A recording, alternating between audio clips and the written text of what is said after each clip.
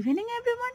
বর্ষাকালে আমাদের মাথায় একটাই টেনশন থাকে, কি দিয়ে লাঞ্চ আর ডিনার করব। ব্রেকফাস্টটা তো ম্যানেজ হয়ে যায়, বাট ডিনার আর লাঞ্চটা কিন্তু ভাইটাল, এটা ম্যানেজ হতে চায় না। আজ বৃষ্টির জন্য মা একটা পুরোনো দিনের রেসিপি করেছে, তোমরা অনেক খেয়ে থাকো এই রেসিপিটা। তাও আমি তোমাদের সঙ্গে শেয়ার করছি। পুঁইশাক পাতার বড়া, পুঁইশাক পাতাটাকে ভালো করে ধুয়ে নিয়েছে, তারপর এর মধ্যে সর্ষে আর কাঁচা লঙ্কাটাকে বেটে তার মধ্যে একটু লবণ আর সরষা তেল দিয়ে ফেটিয়ে নিয়ে পুঁইশাক পাতার মধ্যে দিয়ে বেসনে ডুবিয়ে ডুবিয়ে দেখো এইভাবে বড়া ভেজেছে কড়া করে। আর মার ভাজাটা দেখেই আমার খেতে ইচ্ছা করলো, আমি একটা টেস্ট করলাম। চলো আমি এটাকে নিয়ে টেস্ট করে দেখি কেমন লাগে। সত্যি ভীষণ ভালো হয়েছে, তোমাদের কি বলবো, ফ্যান্টাস্টিক হয়েছে। পুরো ভেতরটা যেমন আর বাইরেটাও মুচমুচে হয়েছে। চলো, এ তো শুধু খেয়ে তোমাদের সঙ্গে আমি শেয়ার করলাম, এবার ভাত দিয়ে মেখে খেয়ে দেখি।